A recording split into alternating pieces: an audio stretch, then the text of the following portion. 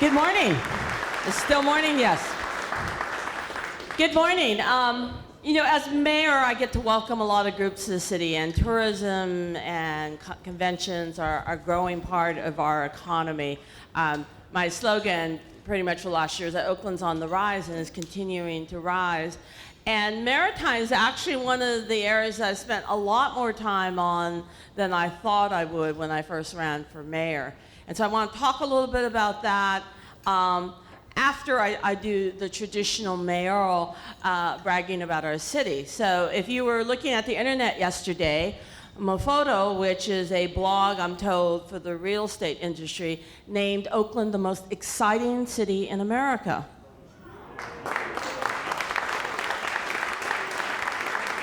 So let me get a sense of who you are. How many of you live in Oakland? Okay. How many of you live in the Bay Area?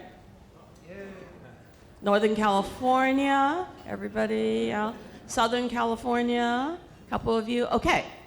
So this is the first Friday. And if you've been paying attention at all to the social or entertainment sections of the Bay Area papers, actually maybe not. The Chronicles refuses to cover it until we had an incident recently. But First Friday is about 7 years old, and tonight there will be about at least 10,000 people on the streets of uptown and downtown Oakland, and there'll be a night market right here. So if you're staying here, there'll be a night market. And it's part of this phenomena that we call First Friday, or to me, it's a combination of the Mardi Gras in New Orleans because of the music and the street scene, and maybe St. Mark's Square in Venice because of the art and the performers and the cultural scene.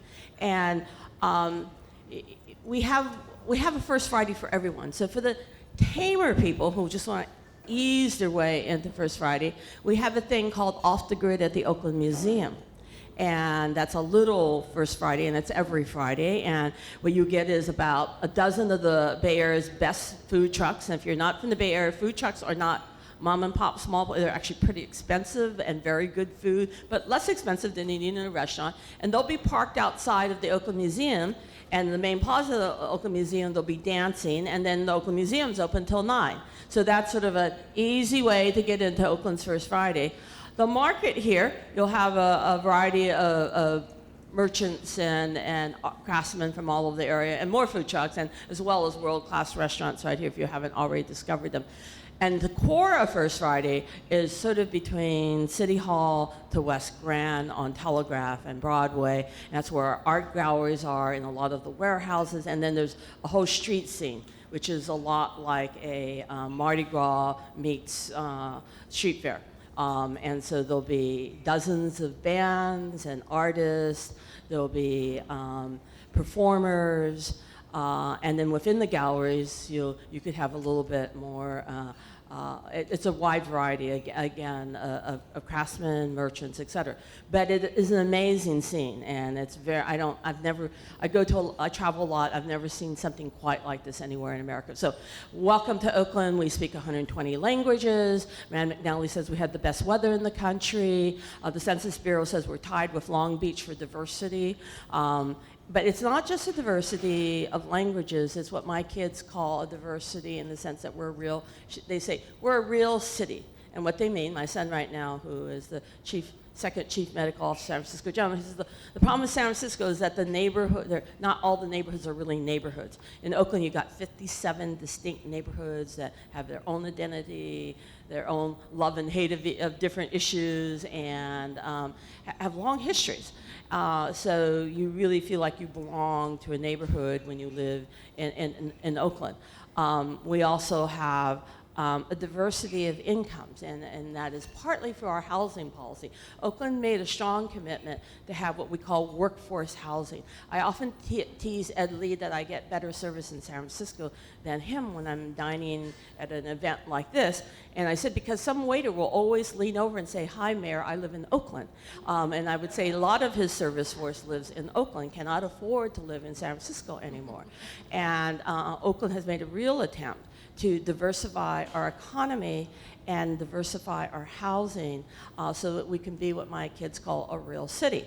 And where this intervenes with sort of your businesses is that Oakland had a chance when we looked at the Oakland Army base, and many people were saying we should turn it into a shopping mall, right? Because it's right at the end of the bridge.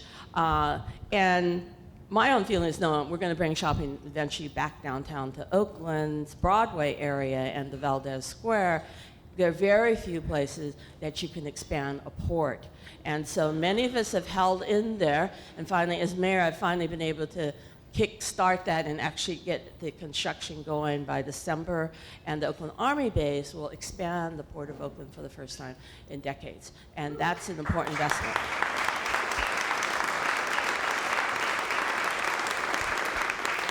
And so why did we do that? A couple of things. It's like, we're going to be adding a break bulk port, and as you know, that will diversify the kinds of things that we can export and import.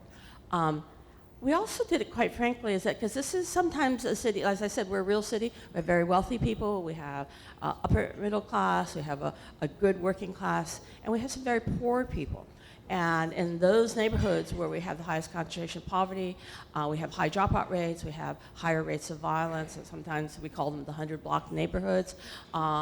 And I'm somebody who believes that jobs can actually stop bullets, that as much as I've put into a budget, increased numbers of police officers, trying to rebuild our police force, I also want to make sure that every young person in the city has an opportunity to have a decent paying job.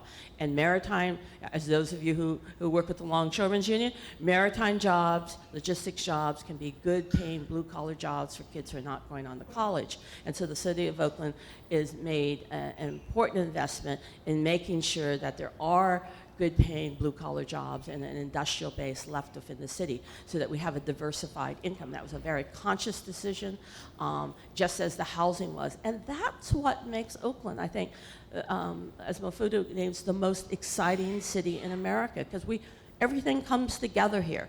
Somebody from MIT the other day told me, Oakland's the future of the world, because you're sort of bringing together all these international forces, you bring together all these economic forces, and you're small enough to talk to each other.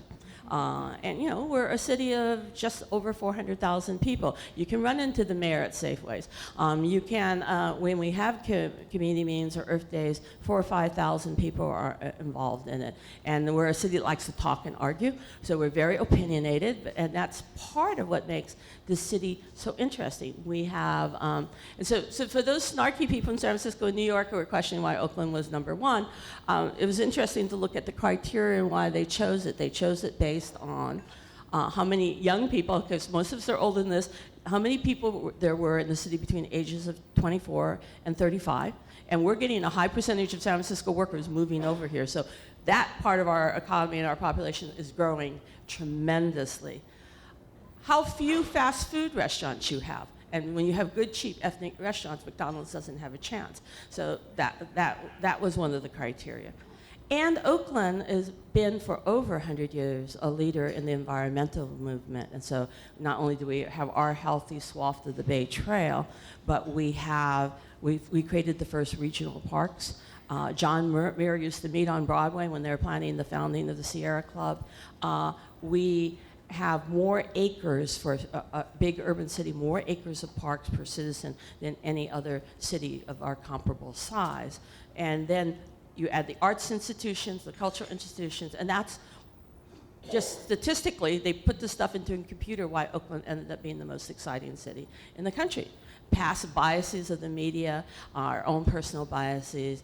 Oakland is now a city that's also, they don't even add, just sort of, we have lots of Latinos, lots of Asians. Our newest group is from Nepal. Lots of white people from different countries, and our African Americans are from all over the world too. They're from Africa, as well as the Caribbean, as well as places like Louisiana and Texas.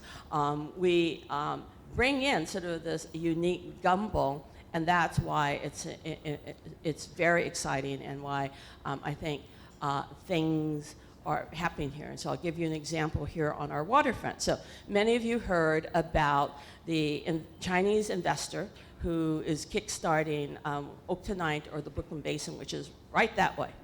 And the Brooklyn Basin is already permitted, and it's the largest planned community that we've have approved, and it was approved about 5 years ago, and the economy went bust, and banks stopped lending to commercial housing developers. And we right now have 2,000 residential units approved that are waiting to get loans. And it was ironic, because I've been meeting with Wells Fargo, and I know there's some advisors here, and Bank of America's like, isn't it time to start lending? Oakland had, for 3 of the weeks in the last 6 months, we were the fastest turnaround real estate market in the country. That is, home stayed on the market less than 3 weeks, got multiple offers, and above asking price. So won't you lend to our housing market so that people can get homes in Oakland? And they haven't. And so it's ironic that it was a college friend of mine who regularly brings investors to check out what's happening and what they can invest in. A major Chinese residential investor, he's doing 1 million square foot in Tianjin right now, which is that port city that's right to the east of Beijing. He's not a small developer. He looked at this and like, wow, on the water, good market, good value. He just wrote a check within about 6 weeks of negotiations. And so that is, to me, very, very, very interesting, is how do we get the American banking groups that are sitting on about $5 trillion of investment to invest in estuaries, ports, et cetera. Now, so imagine 3,100 nice estuary condos that way. And then right here, when you go out and you see the first terminal here at Matson, imagine a baseball park. That is one of the 2 sites that we're going to be offering to Oakland A's. And what's happening now with maritime areas is that they are becoming much more integrated, whether it's Baltimore or San Francisco. Here we have much more industrial space left than San Francisco has.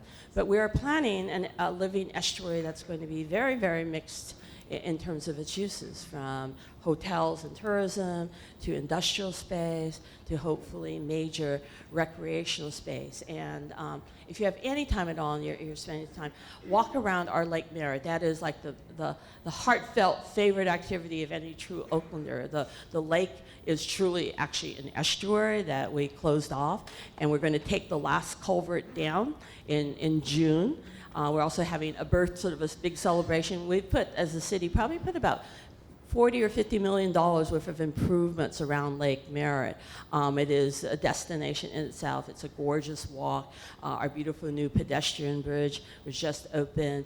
You're going to be able to kayak to work if you live in Lake Merritt, and kayak out here to any of the businesses that are along the way. Right over here, by the way, is Sungevity, the fastest growing solar company in the country, I think, right now. They are creating a cluster of businesses around them, and they believe that you're at ground zero of the solar energy industry for the future, that they have about 10 companies there. And so my assistant's reminding me to talk about trade. So this is where I'm just going to end with this. So when I became the mayor of Oakland, we're using this new system, and the registrar of voters took forever to tally all the votes because we were doing ranked choice voting, and they run a logarithm. So he had to count all the absentee voters, he thought, first. So it took a week. And I would say about 55% of Oakland voters now vote by mail or absentee. So it took forever. So we found out that I won about 7:30 at night, and literally I was on my way to a speaking engagement. I did the speaking engagement. I went home, turned on the computer to write a thank you to all of our volunteers, and there was my mailbox was full of emails from people in Asia. So I looked at it, and so there were some ex-college friends who are now living in places like Hunan and Changsha, and there are some relatives who live in Shanghai, and relatives who live in Hong Kong, and I was like, wow, how come I'm getting all these emails from my China friends, right? And so I opened it, and the one from Hong Kong from my cousin, and she said, congratulations. And I'm like, so I wrote back, I said, how did you know so quickly? It's not even in the Oakland Tribune yet, right? And she said, hey, it's been running as a banner on on the internet all day that a Chinese American has been elected as the mayor of the city of Oakland. And so that really brought home to me that we're in a global economy, that China pays a lot of attention to the American economy. They should. They probably own a big part of our treasury bonds. And that more and more that the economy of the world are integrated. Because so when I had this announcement at Oakland, I got sort of one sort of very conservative person. Well, I don't like the Chinese buying up Oakland property. And so I said, well, the American banks aren't lending. And had you noticed that the Chinese have bought about a quarter of our treasury bonds? So that the future of Oakland, particularly around trade, which is a regional engine. So when we do investments in the Port of Oakland, it's not just good for Oakland, it is good for the whole region. And the people here at the Port of Oakland will tell you, I forgot how many millions of dollars, but across the country, if you look at where our train routes go to, we reach the entire big part of the nation west of the Mississippi, and some even past the Mississippi in terms of what goes in and out of the Port of Oakland.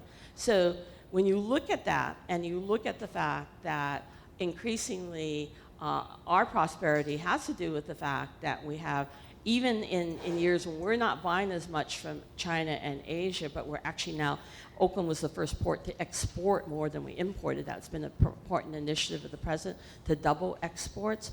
But that we in California, one of the things here, I am a big city mayor, I'm talking and sitting down with small mayors in the Central Valley to make sure that the railroad tracks come smoothly into the city of Oakland, because we're investing in a very modern truck to rail to ship modernization at the Army base. And that's critical. We're making that investment to keep the Port of Oakland healthy, to keep the Northern California economy healthy. And so Jerry Brown and I yesterday, I was like chatting with him. I said, we really need to open more than one trade center in Shanghai. We need to particularly get one into the interior, because the government of China, in trying to equalize its economy, is really focusing on investment in central part of China, which is interesting, logistics-wise, equal distance to the entire country, which is very smart investment. But if we want to be part of selling to that next market, I tell them we need to have an office there in the interior, because that's where it's going to be the center of trade within China. And that's something that we could do together as ports, the state, and private industry. This is a true and important public-private partnership to invest in the expansion of imports and exports through the Port of Oakland and through California in general, so that we get our market share despite the Panama Canal. So that's more than a long welcome to the city of Oakland, but that is sort of what we're thinking, and why, even though I'm the mayor of Oakland, I'm spending a huge amount of time doing discussions on the international level. I'm the chair of the International Committee for the U.S. Conference of Mayors, and why I spend a lot of time raising the profile of the Port of Oakland and our airport.